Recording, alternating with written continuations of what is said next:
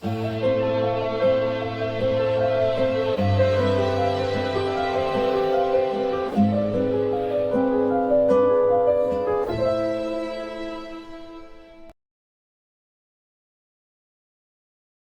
you are watching IrkallaTV with your host, IrkallaLester, a vlog in which we explore the occult and paranormal, conspiracy theories, sex work and the sex industry, as well as religious abuse and cult abuse. Today's topic, what is cult abuse and why does it matter? So first, just a primer on some important things about the old and new meaning of cult. When Greco-Roman civilization was at its peak. We'll call that the ancient world to keep things simple. We're talking about a group that has some religious or spiritual focus and is secretive, very private, close-knit, and is in some way intense or passionate. Not necessarily immoral, not necessarily illegal, not necessarily dangerous or harmful, but definitely intense, zealous. The cult of Dionysus, the cult of Inanna, etc.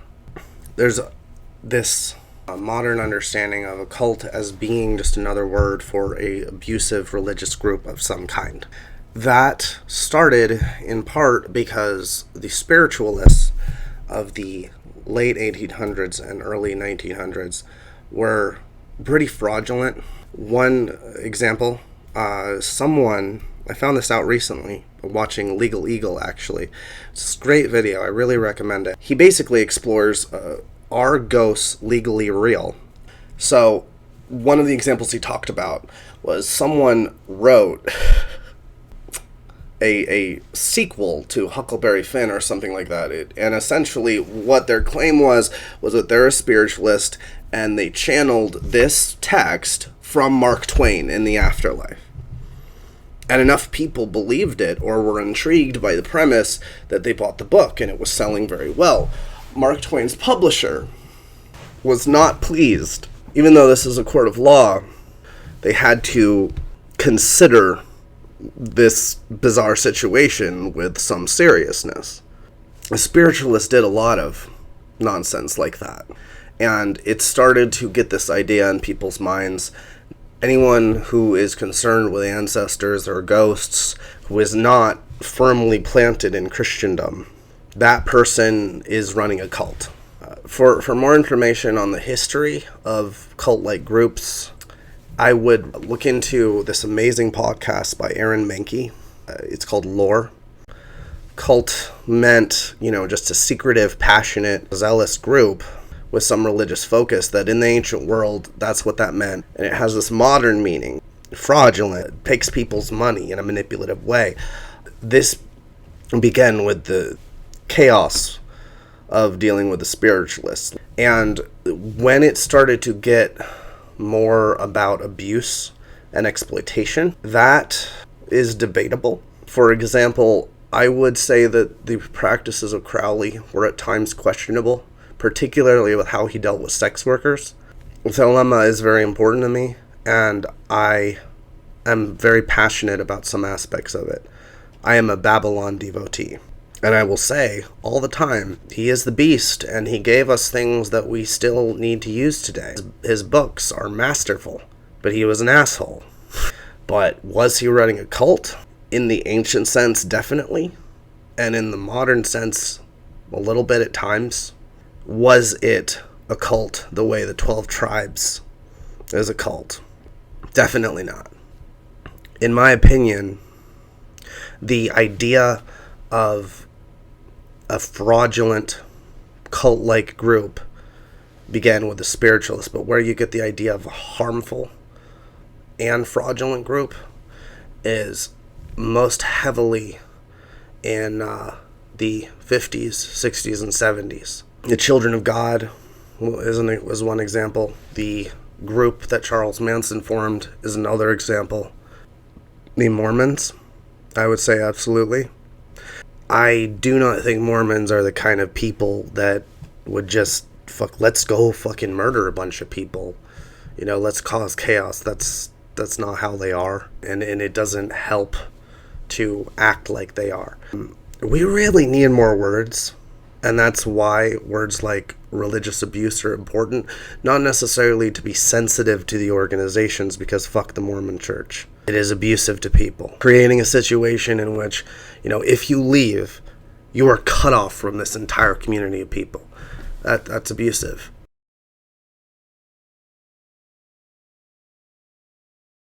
Since they like to be called the 12 tribes of Israel, and it makes me puke in my mouth a little bit to say that, I'm going to say 12 TI. So 12 TI abuses children. There's newspaper articles and eyewitness accounts of them being abusive in a number of ways. I have witnessed extremely intense emotional and mental abuse of children in the 12 tribes cult. Primarily a ritual called the Victory Cup, which I witnessed when I was a young teenager. My dad was trying to sell me on the idea of joining with him, and I and my mother were not having it. My other 3 siblings were not thrilled either. This Victory Cup ritual is really emotionally and mentally abusive. I don't think the Mormons would do something like the Victory Cup to their children. I think they're better to their children. And also, I don't believe the Mormons practice child labor, which 12 TI does.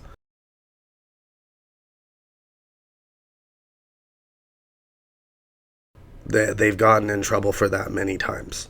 They have this kind of cuddly on the outside, nightmarishly hard on the inside thing going on. People who see them are like, oh yeah, those are the 12 tribes. Yeah, they're really chill people. They have this free medical caravan that's been following the Grateful Dead reunion tour. Do you know anyone that they've helped? Yeah, they're really chill people. And I've heard this story so many times. Someone drops too much acid, they get suicidal or something, but the festival is nowhere near any kind of fucking hospital. No one knows what to do because there's no trip sitter. So someone chimes in, oh yeah, there's free medical care at that bus, whatever, and they take them over to the van with free medical care, and they get brainwashed. Now, that term, it emerges from the ugly history of how the state treated political prisoners in the early days of the current regime in China. There was some statement about washing your thoughts and making them clean. And from that, we ended up getting the term brainwashing. It's not a clinical term, so it's questionable in that way. But there absolutely is a grouping of phenomenon, events, and actions which could be called that. The idea of you subject someone to some treatment, and from that on, they're your mindless slave and will do anything you tell them. If you tell them to shit on the floor and stab themselves in the face, they'll do it. It doesn't work that way. The human mind is not that compliant. It's not that programmable. People are messier than that. Turning someone into a mindless robot completely is not possible. But you can get pretty close. Cult abuse is essentially the disgusting art of seeing how close you can get to total control of human beings. There's this weird connection between all cult leaders. They're all kind of doing the same thing. They're all in the game. Kind of like pimps. Pimps are always fighting each other, but they're all in agreement that what they're doing is better than being a hoe. As close as they can to complete control. And prefer different kinds and different levels of manipulation. I would consider Scientology a cult. Absolutely. Particularly the way they attack people, being any perceived threat to the religious order of their little fucking thing, which, by the way, a lot of what's in Scientology was plagiarized from Thelema. They didn't get all of Jack Parsons' documents and writings. They filled in the gaps literally with science fiction drivel. The question that is very important is, why should you care? Why should I care? Why should we care? Why does cult abuse matter in the world today? Not too long ago, there were some lads on a website, I think it was called Channel or something.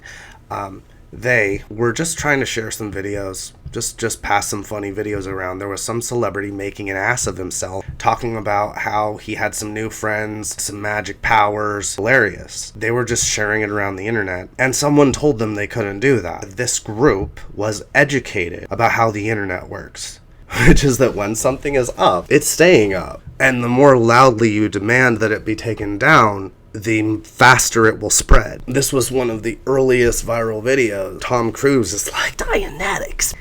It became this small war between the fucking website I mentioned, the Church of Scientology, trying to, in the media, complain to the public that they never talk to. These people. There was a violent response to what these young people were doing, when they were literally just practicing free speech. Chanology. There's a documentary about Anonymous, the group, and what that emerged from, what Chanology was. Incredible documentary. So that's just one case of why it matters. Because this is a powerful group with a lot of fucking money telling human beings, citizens of this country, what they can and cannot watch and share on the internet, as if they're God, ordering and threatening and acting like they fucking own the place. They're like, oh, well, this is ours now. Fucking rude. People should not be able to behave that way in American society. Not corporations, not fucking churches, and certainly not cults. That's one example. Cults tear families apart. I'm gonna put this in the description. But there's a episode of Drunk History where they talk about the history of deprogramming, which is a practice which works if it's done right. Where if a person is not willing to talk to their family, has essentially cut off all contact, which is something that people are often told to do in cults. You either won't talk at all, or they won't talk alone. And in some cases, the person would be kidnapped and brought to a hotel and kept there for 3 days. And they would just be repeatedly asked, why do you feel this way?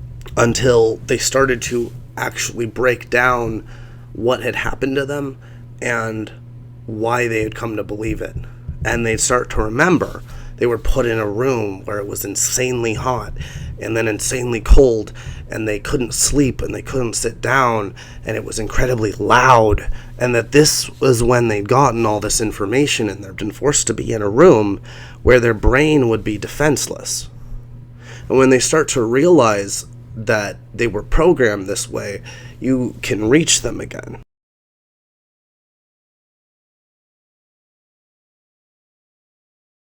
Yeah, it doesn't sound, very nice to take someone to a hotel for a few days against their will, but what if it was your daughter?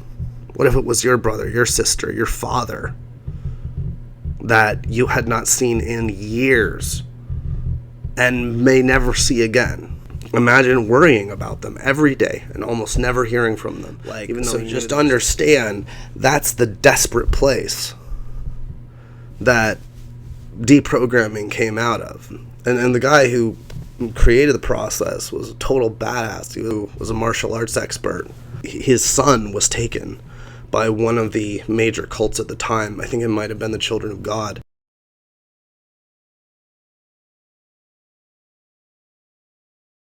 They always have these fucking names that are so fucking vomitous to have to say. Children of God. I swear, the next cult is going to be called, the best, coolest people ever who are right about everything. And they're going to demand that you say the entire name if you want to debate them.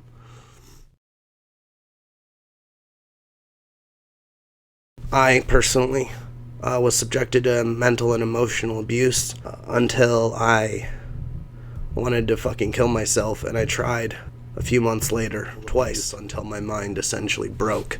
And I could not take care of myself on and off the street for years. Yeah, it took a lot to come back from that.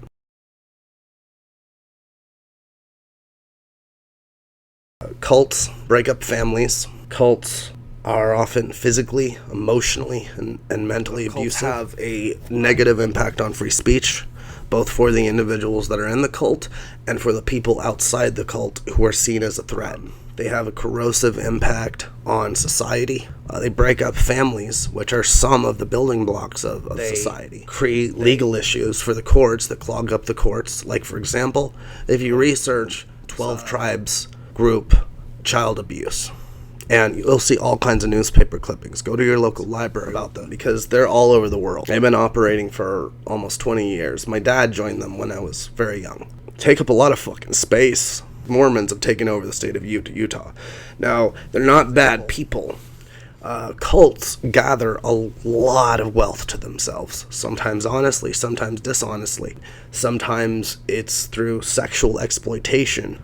Sometimes it's through a very rigid, pyramid scheme-like hierarchy. Sometimes it's through child labor, which the 12 TI has been caught doing multiple times. They prey on the homeless. Massachusetts, New Hampshire, they have these things called the Yellow Deli. There's always someone there to talk to. Sometimes they'll give you free or cheap food. They seem really nice. All these things sound great, right? Especially if you're homeless. But one thing leads to another. It's this kind of cuddly on the outside, nightmarishly hard on the inside. And you don't see the inside until you're already very deep. I have a friend. Me and him and our buddies, we were street kids near Boston, southern Maine, southern Portland, the same way that the Puget Sound is economically all tied together. He was abused emotionally and verbally, subjecting him to this tirade. And if anyone thinks that doesn't sound too bad, I invite you to have two larger than you bearded men stand over you in a dark basement, yelling at you if you try to leave, yelling at you if you respond, and just all around yelling that you're a horrible person or a sinner for like 2 fucking hours. And I invite you to try that. And that's what happened to my friend. I haven't seen him in at least 15 years. But what I heard is that eventually he robbed them and ran away. And got all of his friends fucking I am Nintendo DS. That was in somewhere between 2004 and 2006, I think. Fuck cults. They are predatory, they are manipulative, they're not concerned with the truth or with open debate. They create a skewed view of the world. They financially exploit people, tend towards misogyny, they tend towards extreme hierarchy, they tend to be authoritarian, and they take up a lot of space. They collect a lot of money to themselves through unethical and manipulative means, and they use that money to constantly expand and essentially create this fucking club of assholes who can get away with more and more shit. It's the same reason why in the 40s and 50s there was steps to break up large corporate monopolies because they were having a corrosive effect on society. That shit was broken up, and that's the same reason why you cannot have monopolies and hierarchical secretive groups. Almost 200 years ago there was a major Masonic panic, and people think the Masons are this and that today. They're everywhere. I mean, it was way, way, way worse in the past. When this country was primarily just the Eastern colonies, there was so much Masonic influence that when someone tried to publish a book about the Masons, it became this entire drama in which she eventually disappeared. That just increased the panic. And the circumstances of his disappearance were very suspicious. It's very likely that someone had him killed. But it's not like one of those unsolved mysteries. Some drunk kids that were almost certainly Mason, throwing rocks in his print shop. And ultimately all that they could be charged with was taking him from one place to another place against his will. They could not find a body, they could not find any evidence to concretely link the kidnapping with the disappearance. The lads got off easy. And that just was the beginning of the end for the Masons in the society today. But they still were pretty powerful. and they still are. Now we're entering a second Masonic panic. QAnon has effectively spread the idea that most or all Masons are cannibalistic pedophiles or whatever the fuck they're saying. 6 Masonic lodges that are burned down. A lot of that anger is both misdirected and it struggles to find a precise target. The landscape of cults and cult abuse, it's mind-boggling. You absolutely have ample evidence that there are pedophiles in Hollywood and that they are rich and they're powerful and they protect each other. It's not just Epstein. It's not just, him having an address book that had, Bill Clinton in it. It is concerning. It is worth looking into. It's worth having experts investigate. But does that also mean that, Elon Musk is a Satanist and he's eating children and he's eating babies? That shit does not help. It does not make children safer. It makes the whole debate more difficult.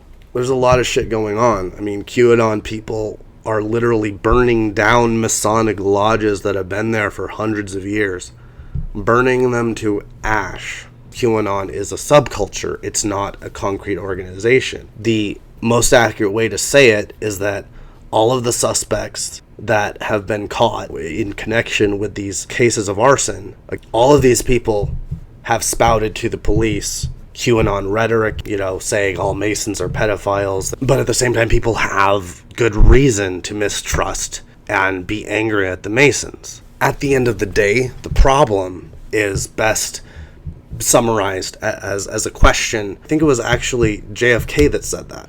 Can we have a free society when that society is filled with secret societies? And not all secret societies are cults, but they both cause the same kind of problem and the same kind of issues. And those issues get worse as cults and secret societies get more powerful. That is what is meant by the word cult in its various meanings.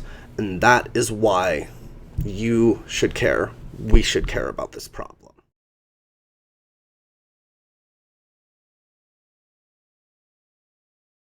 And there's a lot of misconceptions about the Mormon Church, and I have ideas about how women and children should be treated and how queer and LGBT people should be treated, and I don't think those ideas are healthy. I don't paint all cults with the same brush because that's very important, because that just alienates the people in the cults, makes them feel like they're hated, they're seen as monsters, because of their desire to have community and family. They're not monsters for wanting family and community. They have a misconception